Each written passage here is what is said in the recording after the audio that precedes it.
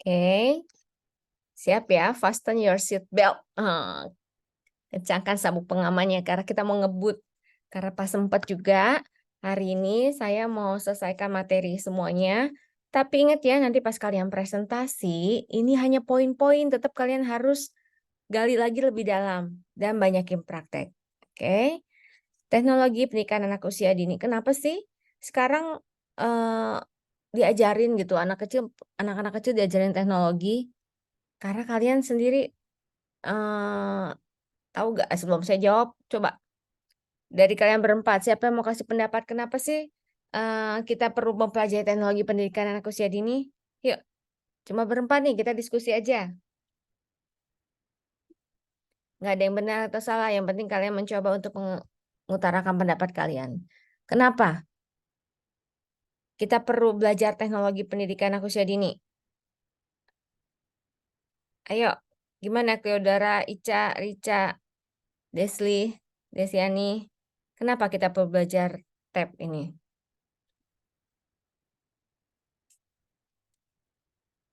Jawab aja pendapat. Ini kan pendapat, bukan teori. Pendapat kalian aja. Kenapa kita perlu belajar tab? Izin menjawab, Ibu, Ya, silakan Des.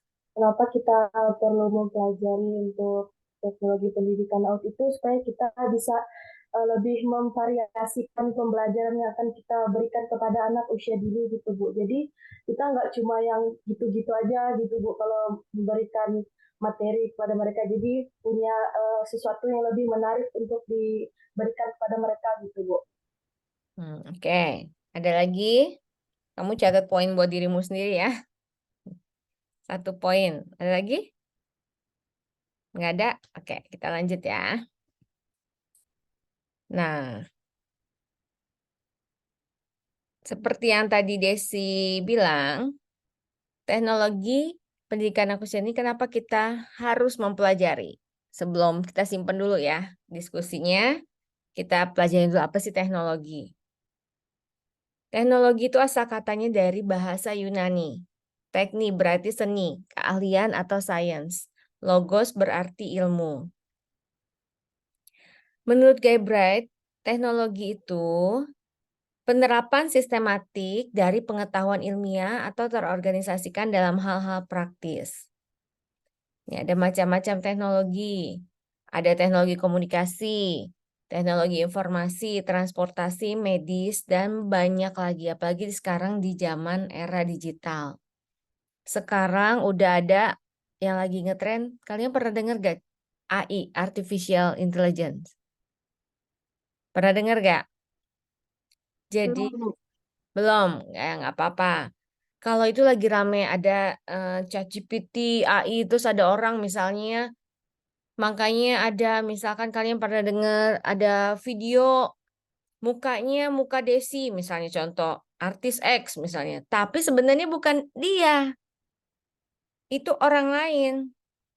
Maksudnya bukan orang lain, itu robotnya di dunia maya, tapi dia menyerupai si Desi misalnya. Kayak gitu, jadi makin canggih. Kebayang dong kalian kalau nggak ngerti. Saya nggak suka loh, terus terang saya nggak suka main game. Saya handphone juga baru punya tuh SMA akhir apa kuliah.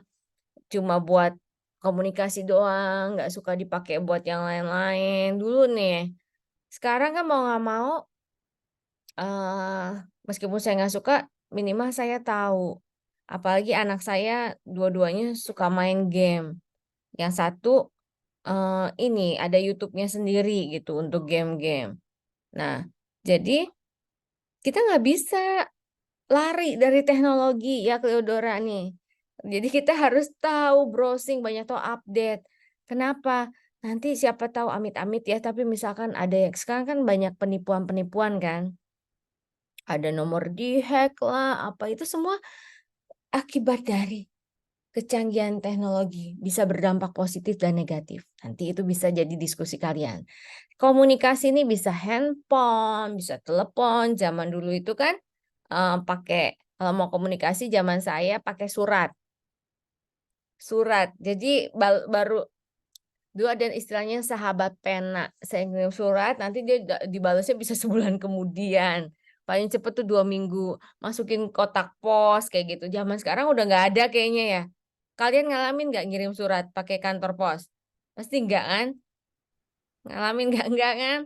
Terus berkembang ada yang namanya pager. Pager tau nggak? Coba ya, saya browsingin ada gak ya di ini di saya googlingin. Coba ya, pager, alat komunikasi. Nah, ya, saya share ya. Hmm. Ini zaman dulu ya setelah ada eh, surat, terus ada pager nih. Sampai ada lagunya zaman dulu. Tanya papa mama kamu mungkin tahu atau gue tambimu. Tidit, pagerku berbunyi.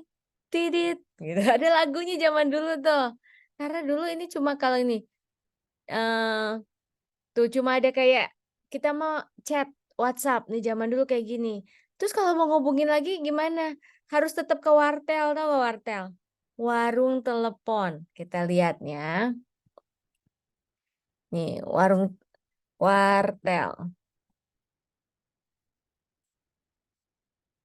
Nah, tuh, zaman dulu saya ngalamin nih. Waktu saya tahun 2000 kos, telepon ke orang tua, masuk ke blok-blok gitu, bilik-bilik, terus telepon. Udah gitu ke telepon umum nih. Sampai ada ini ada joknya, ada bercandaan waktu zaman saya. Lele apa yang ada di jalan? Ayo, kalian tahu gak jawabannya apa?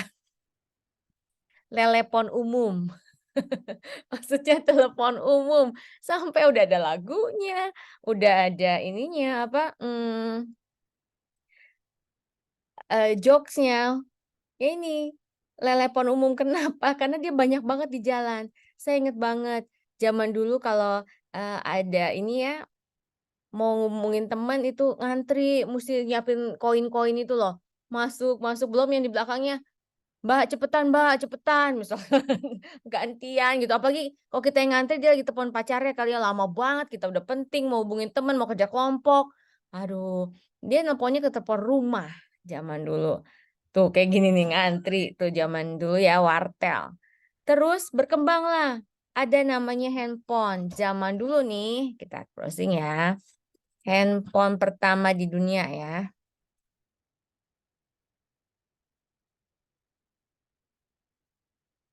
Tuh, bisa lihatin segede gini lihatin. Handphone pertama itu lebih gede dari remote AC, dari remote TV. Tuh, segede gitu bayangin itu handphone pertama. Nih, handphone pertama saya itu Nokia, handphone pertama. Misalkan handphone Nokia dari masa ke masa nih.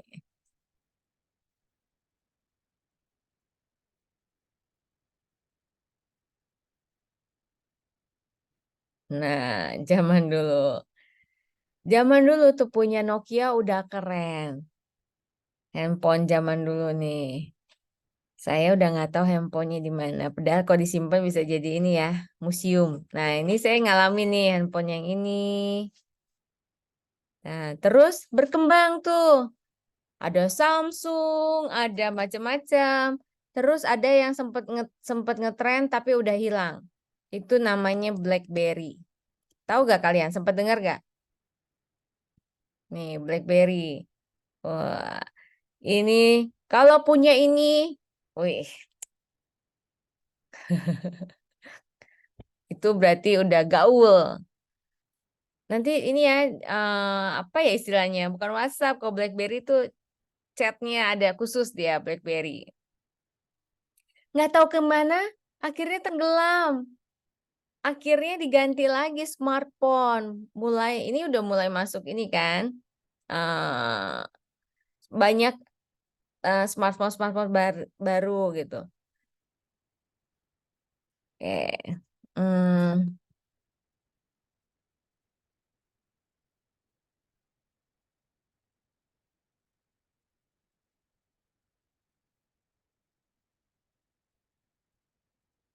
Wahyu 12. Nah, sebentar, saya pause dulu. Lihatlah suatu tanda besar di langit. Seorang wanita berselubungkan matahari dan bulan di bawah kakinya, dan mahkota 12 bintang pada kepalanya. Ia sedang mengandung. Saat hendak melahirkan, ia berteriak karena menderita sakit bersalin.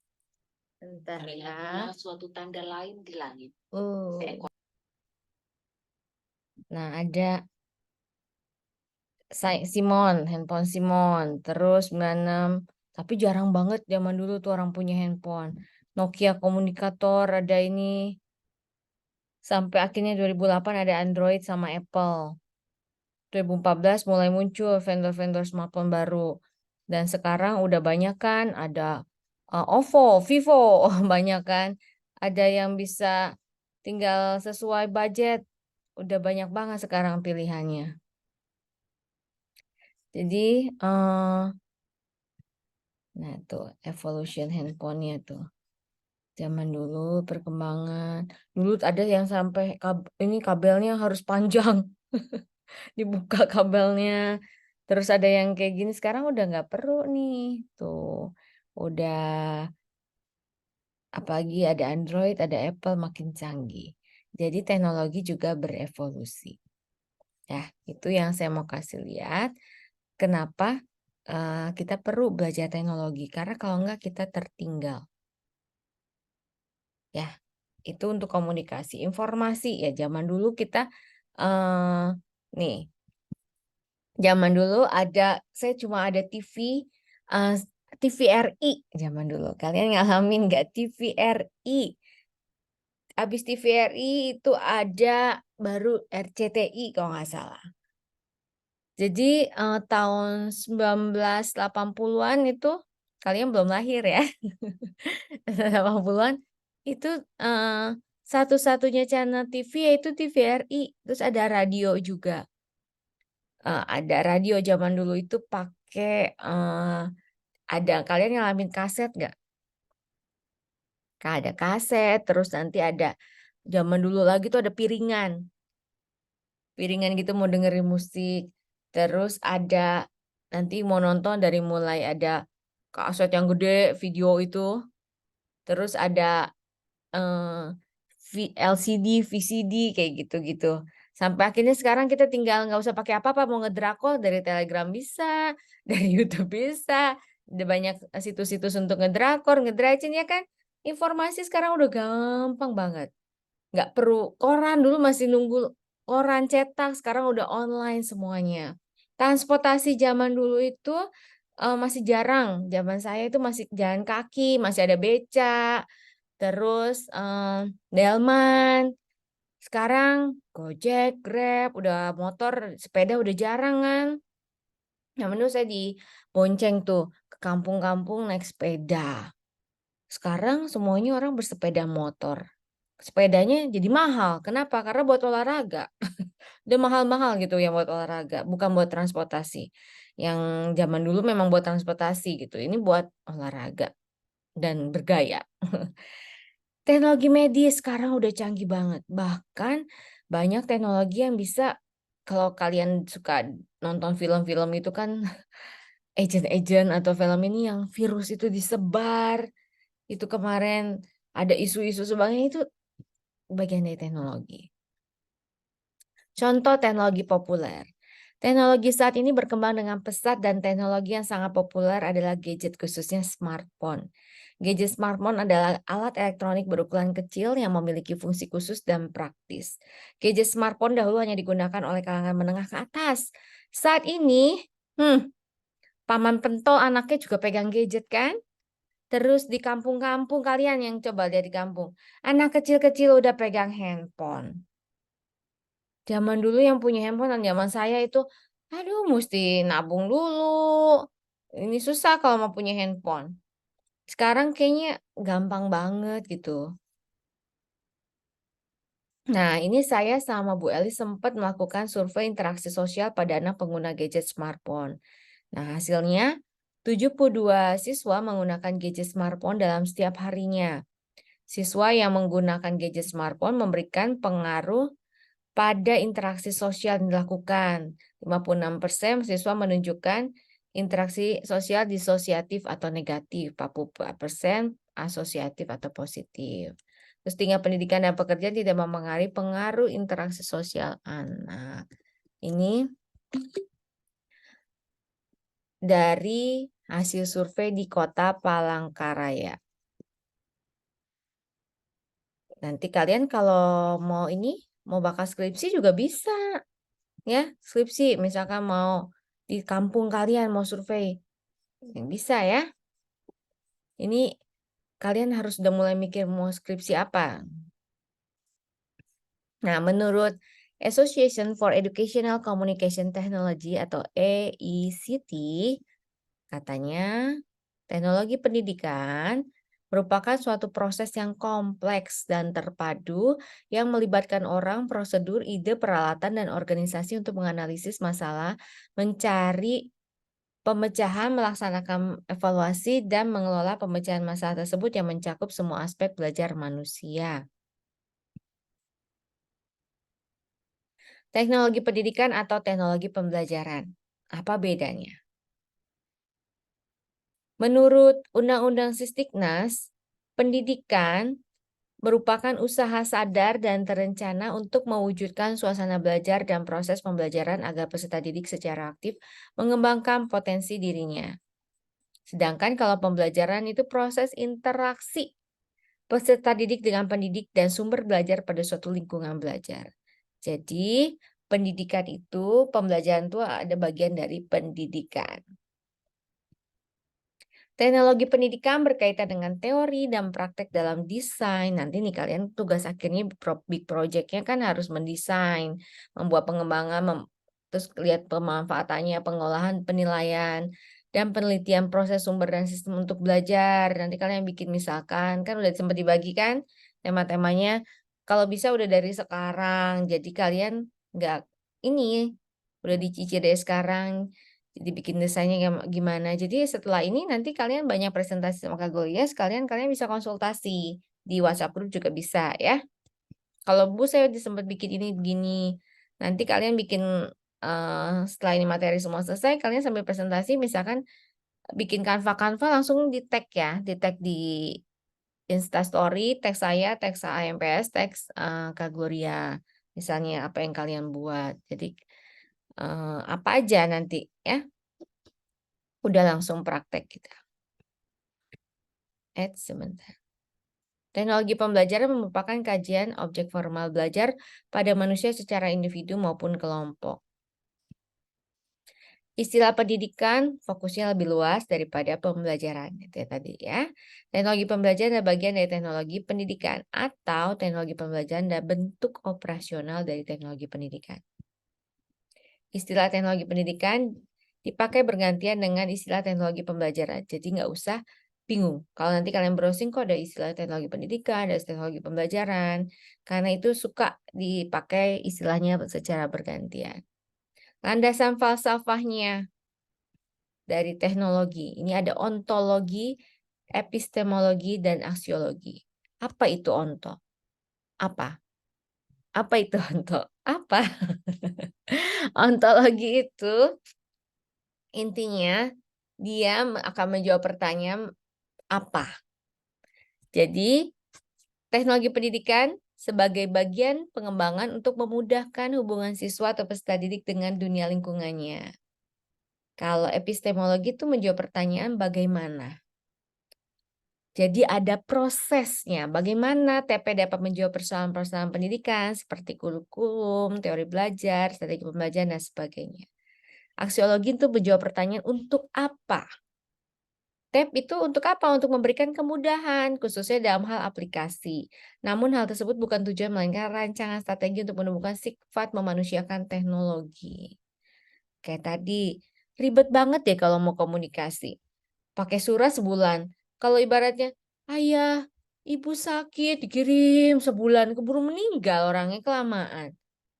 Atau nembak cewek 1 bulan, ceweknya udah sama cowok lain. Kelamaan kan? Nah, dengan adanya teknologi, detik itu juga, misalkan ngechat, sekian per detik itu hitungannya udah nyampe. Ya kan? Contohnya adalah kita sekarang. Kita beda pulau, kita beda kota, kita bisa tetap komunikasi. Jadi thanks to teknologi gitu. Jadi ya itu untuk apa? Teknologi bikin kemudahan dari yang kompleks, ribet jadi lebih simpel, mudah. Jadi ini landasan falsafahnya. Ontologi untuk menjawab pertanyaan apa? Apa itu teknologi pendidikan? Teknologi pendidikan adalah sebagai bagian pengembangan untuk memudahkan bla bla bla bla. Terus bagaimana? Ini ada prosesnya. Jadi ada ontologi menjawab pertanyaan apa, epistemologi menjawab pertanyaan bagaimana, aksiologi untuk menjawab pertanyaan untuk apa. Jadi kebermanfaatannya. Oke. Fungsi teknologi. Nah, ini dia. Sarana bahan ajar yang ilmiah dan objektif.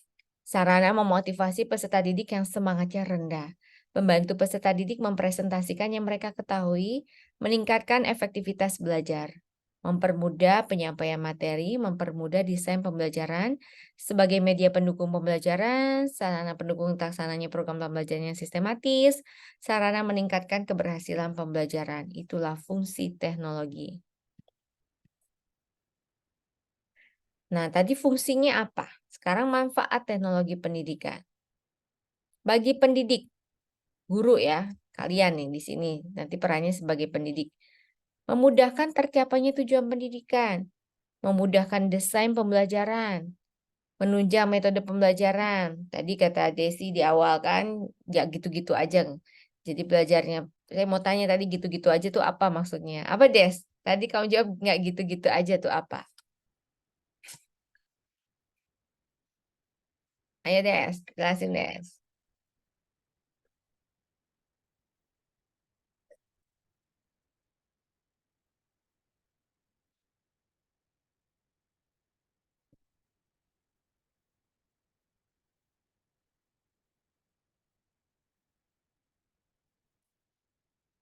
Ayo, yang lainnya mau bantuin boleh.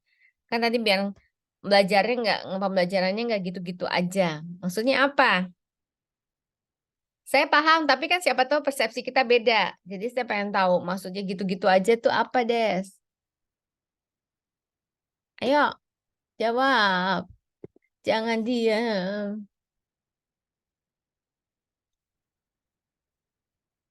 Atau temennya mau nyoba bantu jawab.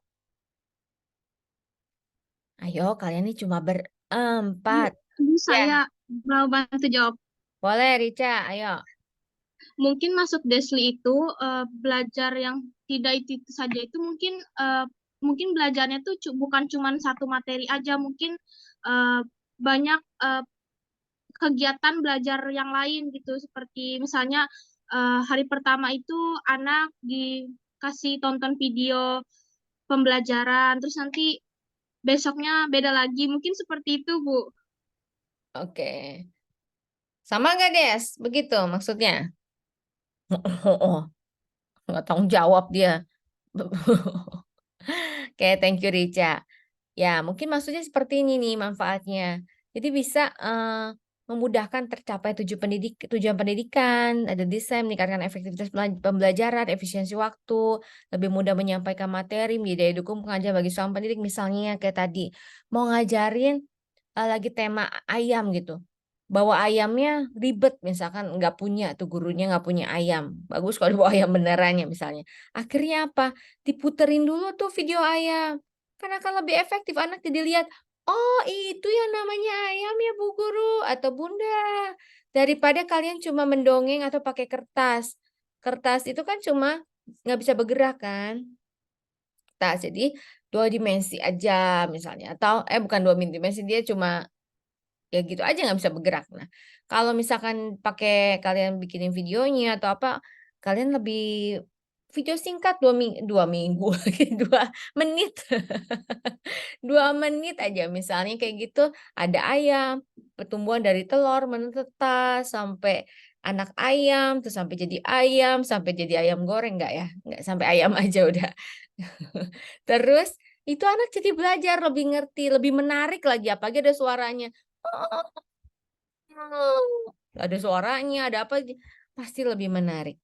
Itu jadi itu yang maksudnya nggak gitu-gitu aja mungkin cuma kasih lembar kerja siswa atau kayak gitu atau lembar kerja anak atau cuma ngomong doang. Anak-anak, siapa yang pernah lihat ayam? Aku Bu Guru. Kayak gimana? Itu yang kakinya 4 berbulu, itu kucing. Kan susah kan? Jadi harus ada bukti konkretnya. Itu contohnya bisa dimanfaatkan teknologi kalau yang nyatanya mungkin kesulitan. Oke, ayam gampang. Kalau nanti kamu mau jelasin kudanil, susah kan buat kudanil? Nah, atau mau jelasin beruang gitu. Nah, inilah gunakan teknologi. Nah, buat si peserta didik, tadi kan buat pendidik. Buat peserta didik jadi lebih enak, lebih cepat menyerap materi pelajaran. Kayak sekarang nih kalian. Lebih enak kan kayak gini. Ada ini daripada saya cuma misalnya kasih aja nih materinya. Kamu baca sendiri. Lebih enak mana?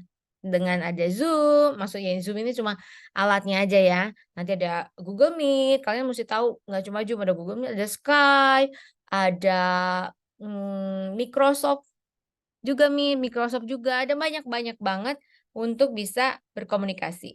Ini kan dari warisan pandemi kemarin ya, kita jadi udah lebih familiar dengan teknologi seperti ini. Ya kan jadi lebih nggak bosen daripada baca sendiri ya Kak? Kayak dijelasin, oh iya. Nah inilah manfaat dari teknologi.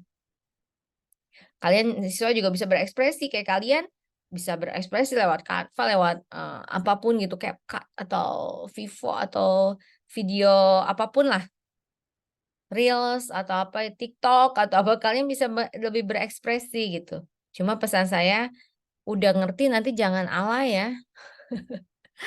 Jangan nanti mahasiswa PG PAUD UKIP UPR misalkan lagi ada di jembatan Kahayan, mereka lagi bertiktok, awas aja.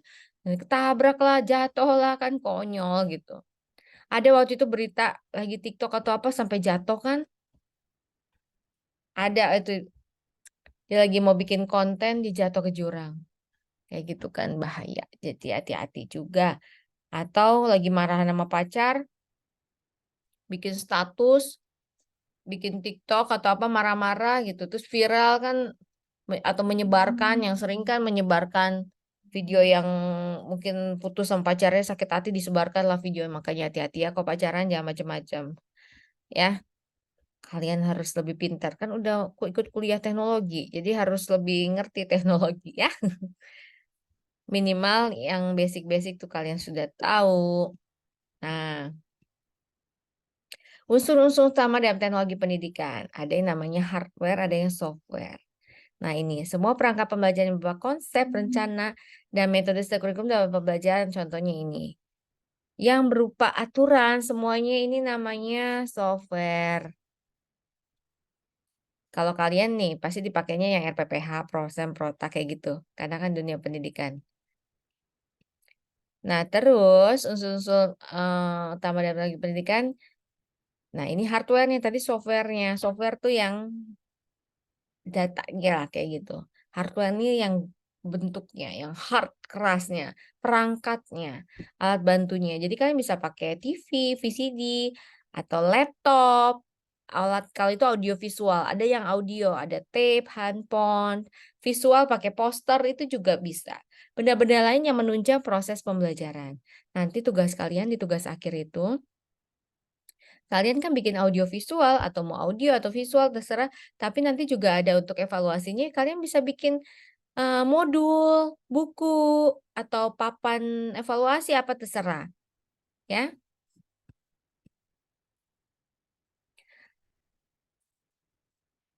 Arti penting teknologi pendidikan dalam sistem pembelajaran. Nah, dunia pendidikan itu kan intinya apa sih? Membentuk pribadi dan kematangan manusia. Ini memerlukan metode atau teknik yang bisa dipercaya, kompatibel. Teknologi pendidikan itu media pendidikan yang digunakan sebagai sumber referensi sesuai dengan perkembangan zaman. Ayo, kalian bikin tugas browsing nggak? Browsing nggak? Sekarang lebih gampang kalian browsing atau kalian ke perpustakaan cari buku? Ayo, jujur. Browsing, Lebih Bu. enak browsing sih, Bu. Browsing kan lebih gampang. Nah, itu gunanya teknologi. Tapi, kalian juga harus bertanggung jawab. Kalau buku, misalkan kalian ada buku nih, pakai buku teks atau apa kan jelas buku gitu, ada sumbernya. Ini nanti kalau kamu ngambil browsing tetap kamu harus cantumkan sumbernya. Dan sumbernya browsingnya juga harus cerdas. Browsing nggak boleh sekedar dari blog-blog orang atau artikel-artikel. Jadi mulai sekarang biasain browsing itu dari jurnal minimal atau dari berita. Jadi sumber-sumber yang terpercaya ya, nggak sumber yang asal-asal aja. Teknologi pendidikan juga membantu proses pemahaman peserta didik. Prinsip penggunaan teknologi dalam pembelajaran apa aja? Ya, ada pendekatan sistem. Maksudnya apa? Penyelenggaraan pendidikan didesain menggunakan pendekatan sistem. Terus berorientasi pada siswa, memusatkan perhatian pada karakteristik, minat, potensi, dan peserta didik. Pemanfaatan sumber belajar. Dan pembelajaran hendaknya memanfaatkan sumber belajar untuk mengakses pengetahuan dan keterampilan yang dibutuhkan. Jadi maksudnya apa?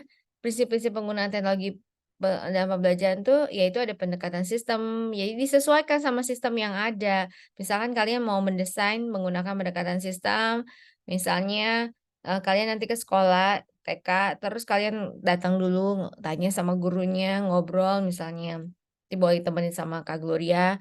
Di sana gimana sistemnya? Oh, di sini biasanya anak-anak bisa pakai LCD, bisa pakai apa. Jadi kan coba kalau kamu nggak melakukan pendekatan dulu, kamu langsung buat ternyata pas ke TK-nya atau ke sekolahnya nggak ada LCD-nya misalkan atau nggak ada listrik misalnya kayak gitu kan kamu harus eh, survei dulu gitu. Terus kamu harus lihat juga anak-anaknya dilihat seperti apa, minat potensinya, misalkan perhatiannya seperti apa. Oh, anak-anak ini suka yang memang audiovisual, misalkan. Jadi kamu yang bikinnya tepat sasaran, gitu ya. Next. Ini kawasan teknologi pendidikan. Menurut Settler, teknologi upaya yang lebih berpusat pada peningkatan keterampilan organisasi kerja dibandingkan mesin dan peralatan. Jadi pusatnya bukan si mesinnya, tapi peningkatan keterampilan dan organisasi kerjanya. Jadi teknologi kalau misalkan Canva bagus gitu, contohnya, atau mau pakai aplikasi apa. Tapi kalau nggak dipakai juga kan nggak bisa pakainya juga kan nggak jadi apa-apa gitu. Contohnya, saya suka diisengin sama suami saya. Kamu punya handphone canggih tapi cuma buat WhatsApp doang sama nonton YouTube misalkan. Kenapa? Karena ya saya ini gaptek mungkin ya. Gaptek untuk ukuran saya gitu. Jadi kita kadang teknologi kan diciptakan untuk membantu memudahkan kita kan. Tapi kadang kitanya yang alatnya udah canggih nih. Tapi kitanya skillnya nggak ada. Udah ada aplikasi, contoh Canva ya, yang kalian akan pelajari kan yang gampangnya Canva. Udah ada tuh mau bikin PPT, mau apa yang seperti yang di pertemuan kemarin kan. Saya udah jelasin tuh bisa. Tapi kalau kalian alatnya udah ada, di medianya udah ada, aplikasinya udah ada, tapi kalau nggak punya keterampilan kan percuma. Mau sebagus apa kan teknologi itu kalau kita nggak punya skillnya. Makanya yang katanya Sattler ini yang penting itu keterampilannya dan organisasi kerjanya. Teknologi dapat ditemukan di mana saja. Tujuannya membantu memecahkan masalah manusia. Daripada kamu ngegambar, aduh halo adek, ikut kuliah yuk. Itu dia jadi dibuat lebih mudah.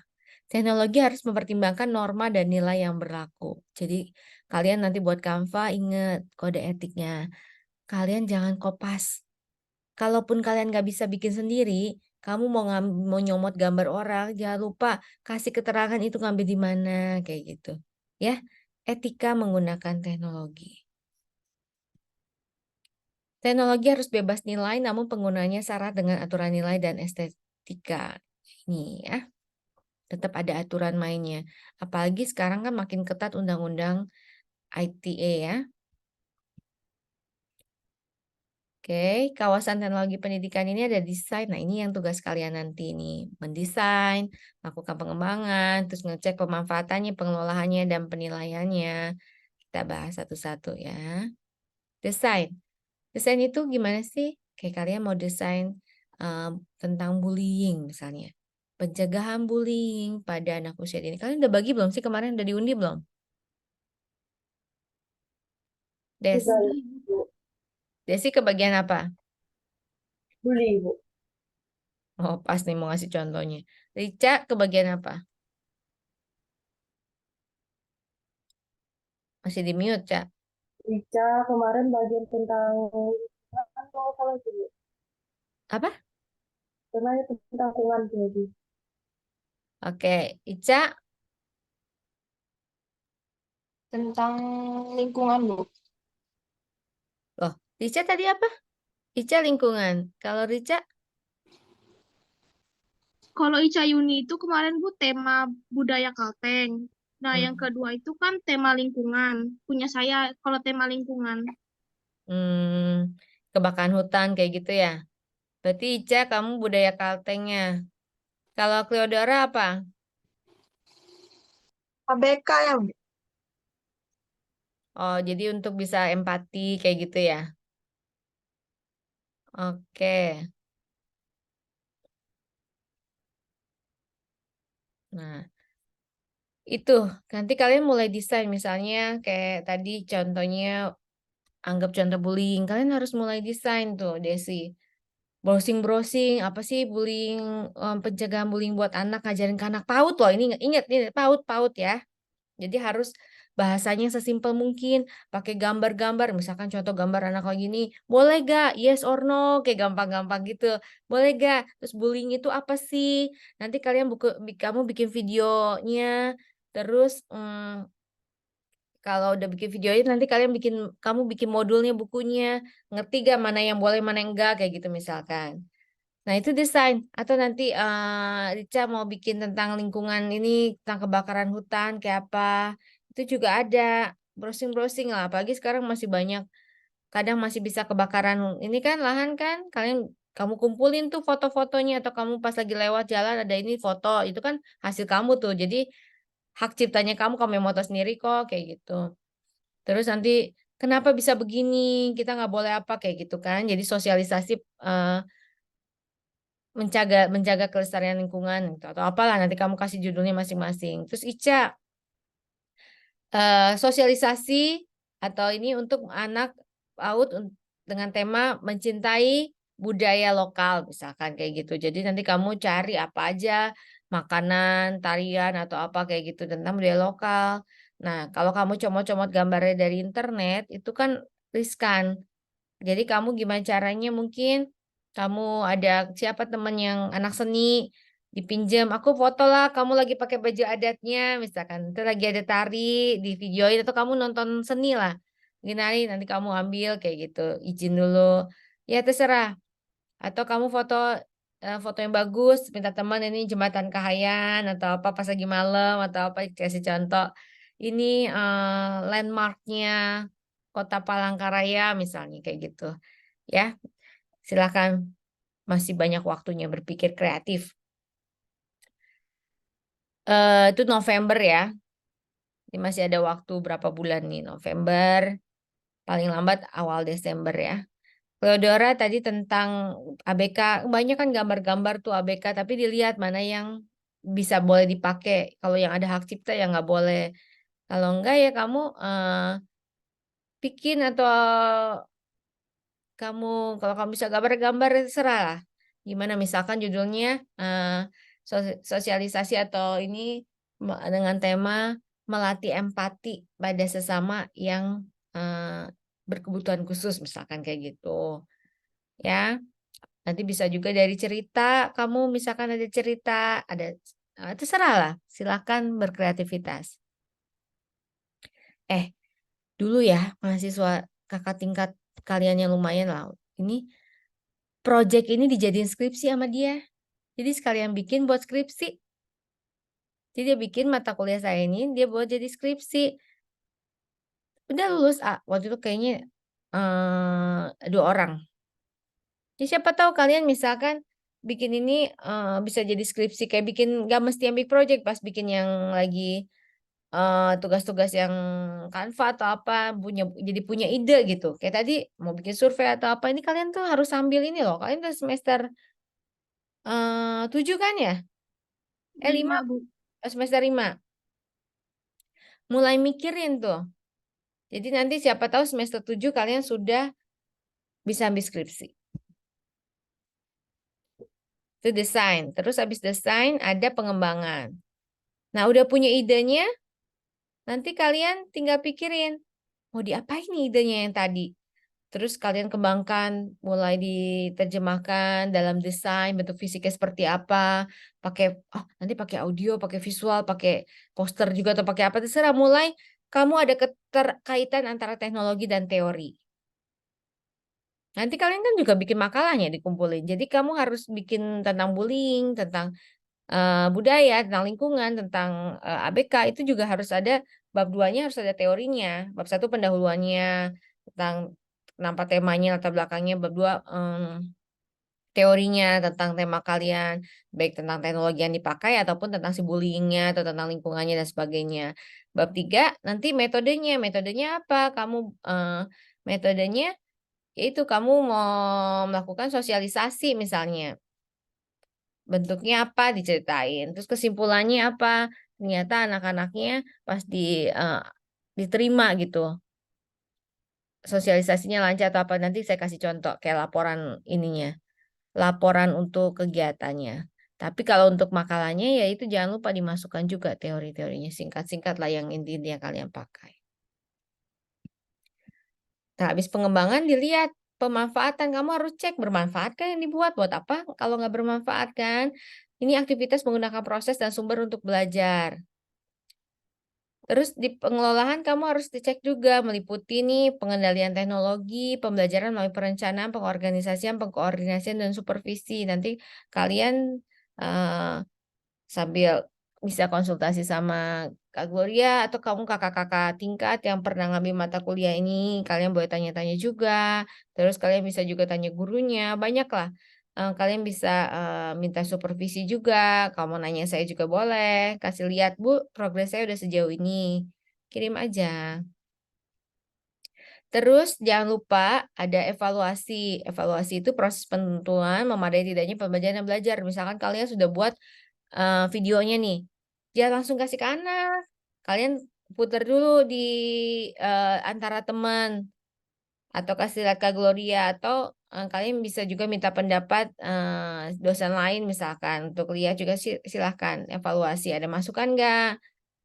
Jadi proses penentuan kecukupan pada instruksi dan belajar. Nanti mungkin ada masukan nih kalau anak kecil ini kecepatan ini atau kelamaan atau apa. Biasanya sebelum ke lapangan kalian presentasi dulu, bisa dipresentasi ke kita dulu atau nanti bisa yang kalau susah ke saya bisa ke Kak Gloria tanya.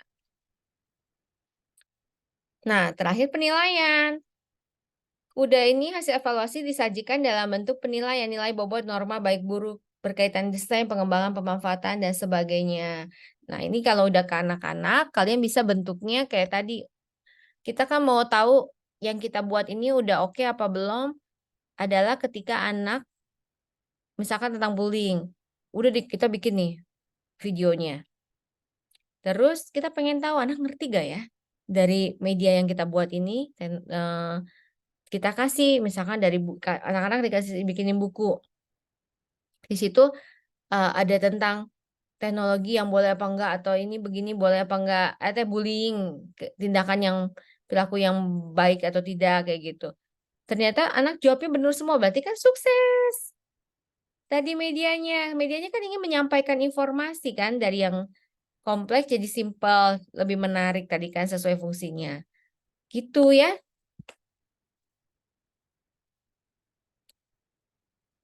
Nah, urgensi teknologi pendidikan dalam meningkatkan kualitas pembelajaran.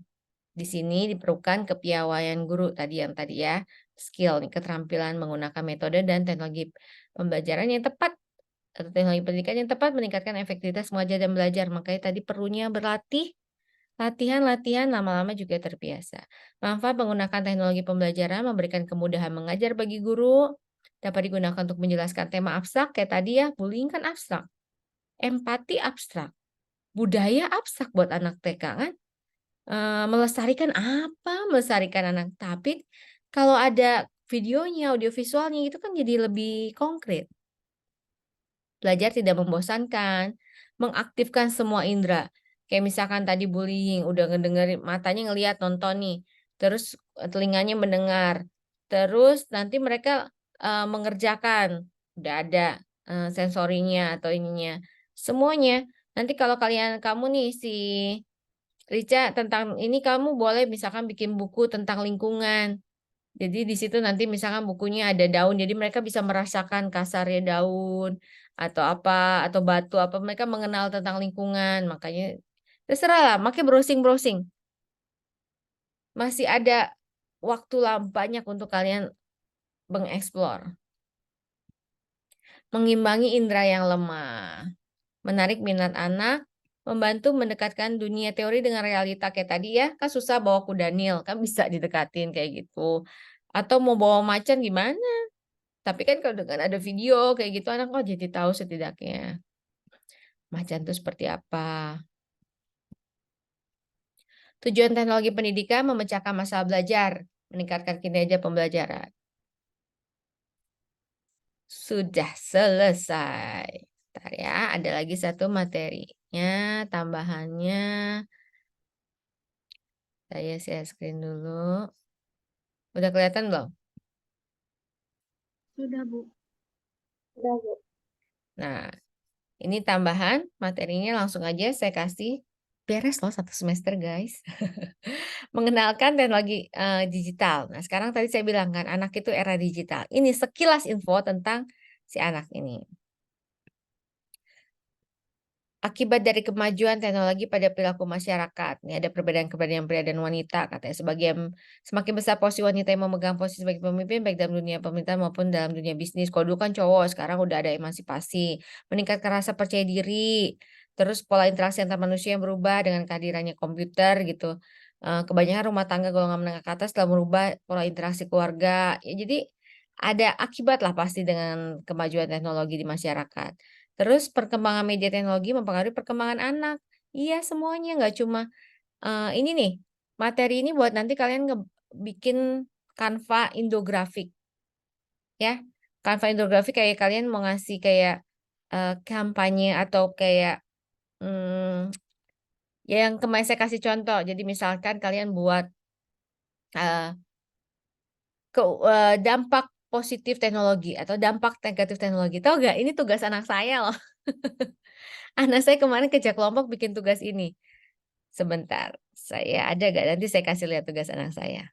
Maksud saya jangan kalah sama anak kecil, anak kelas 2. Nih ya, ini perkembangan semuanya nih yang berpengaruh. Terus ini ada karakteristik setiap generasi. Bue Tambi mungkin lahir di sini atau Bue Tambi bue-buenya lagi nih. Sikap cenderung kaku, sabar, suka hal yang nanti dan tekun. Terus ada baby boomers. Lahir di 1944, 1964. Oh ini lagi gak ada KB kali ya, banyak gitu. Jadi karakternya sebagai pahlawan. Berorientasi pada kenyamanan ini zaman perang kalau di Indonesia. Dan pencapaian suka berkomunikasi dengan hubungan dengan orang lain. Generasi X.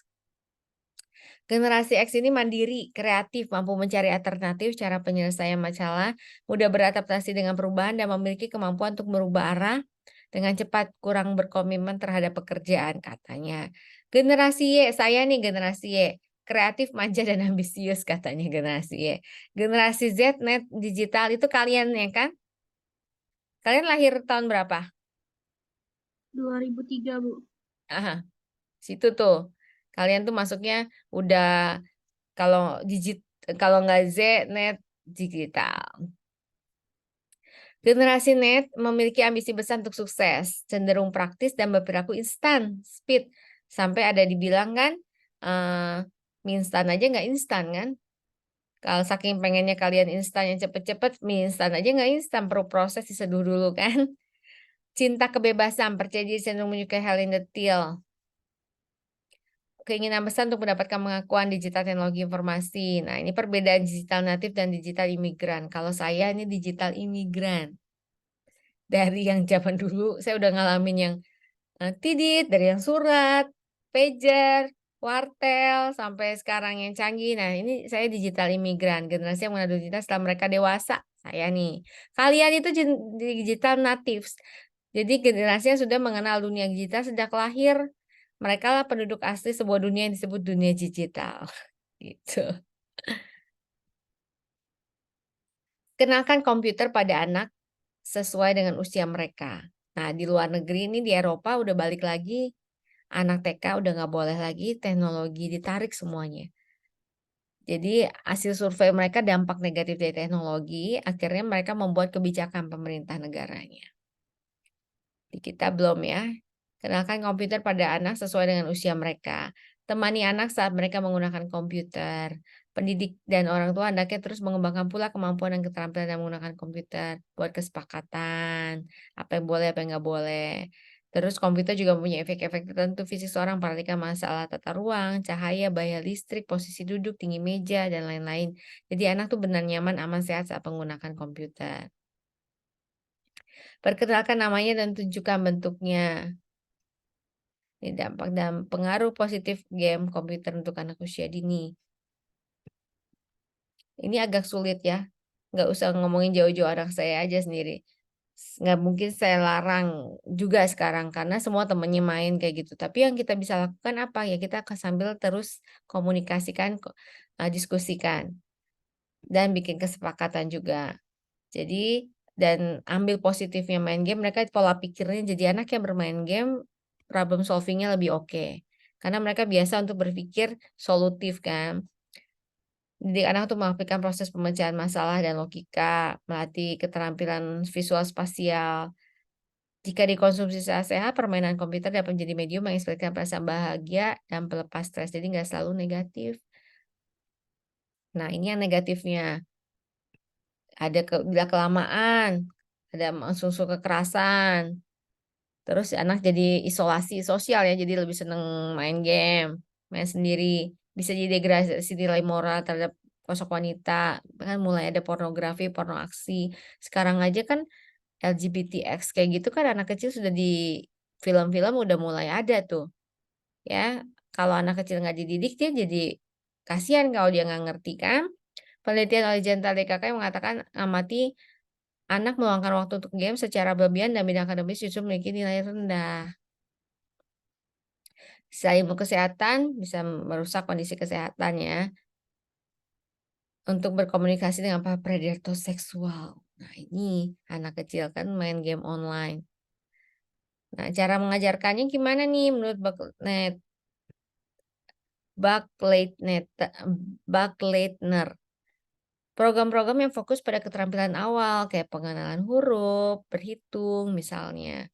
Bisa dikomunikasikan dengan permainan atau pendekatan tradisional. Bisa pakai KitPix juga, menulis menggambar perangkat lunak, playful, eksplorasi yang konsep-konsep, buku cerita yang menampilkan suara animasi dan sebagainya itu masih bisa. Oke, coba ya saya kasih contoh game yang dibuat sama kelompoknya anak saya. Jadi mereka ada tugas, mereka gambar dulu, terus mereka buat ini.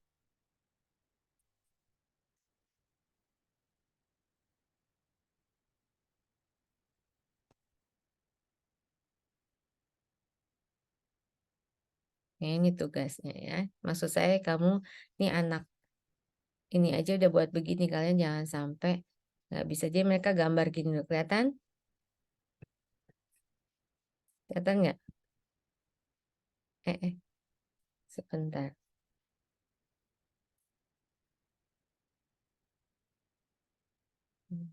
Hmm.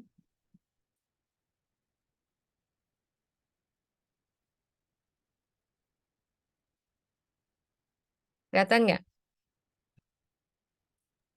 Kelihatan, Bu. gambarnya? Kan, Bu. Nah, tuh. Dampak negatifnya. Digambar nih, mereka sekelompok. Udah gitu, mereka buat gini. Pakai Canva-nya. Kelihatan? Tuh, ini anak kelas 2. Ya. Tuh, jadi mereka kerja kelompok diskusi terus mereka bikin kata-kata yang nggak boleh. Nah, kalian juga nanti bikin gini. Ya, serah mau kapan. Yang penting kalau kalian minggu depan udah paling lama nih, coba aja bikin minggu ini. Nanti di tag aja saya ya, saya Kak Gloria sama HMPS. Jadi judulnya misalnya dampak negatif media sosial, eh, mata kuliah teknologi pendidikan anak usia dini. Terus dosen mengampu Wahyuni, misalkan kayak gitu. Terus hashtagnya teknologi pendidikan anak usia dini, misalkan atau apalah terserah kalian sepakatin aja. Yang penting kompak semuanya. Atau sosialisasi dampak negatif media sosial bagi anak kayak gitu, boleh ya. Kalian tuh mata kuliah ini kumpulin aja, kumpulin tugas-tugasnya. Nanti tuh tetap dapat poin, kayak nabung, ya.